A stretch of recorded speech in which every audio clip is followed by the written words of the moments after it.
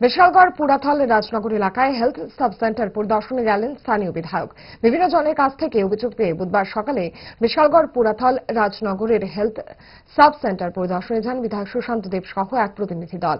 সেখানে তিনি দেখতে পান হেলথ সাব সেন্টারটি সকাল 8টায় খোলার কথা, কিন্তু 1 ঘন্টা পরেও কেউ না আসায় তা বন্ধ রয়েছে দেখে তেলে বেগুনে জ্বলে ওঠেন বিধায়ক।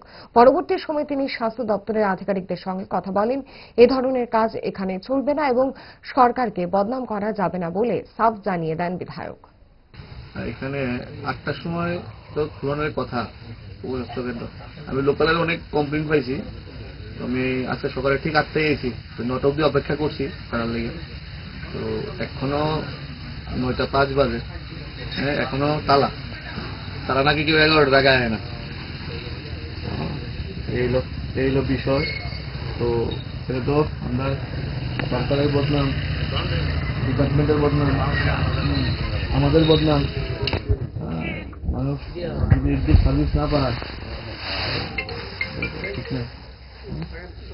তাহলে অনেকবার লোকালি প্রধান উপপ্রধান মেম্বাররা কইছে, আমি এর লেগে ঠিক 8টায় আইছি। দোষ আপনার ফুড হ্যাবিটে নয়, ভেজালে। সেই মায়ের আমল থেকেই তারা 5 দশক ধরে গ্যাস, অম্বল ও পেটের সমস্যা একমাত্র সমাধান গ্যাস নল।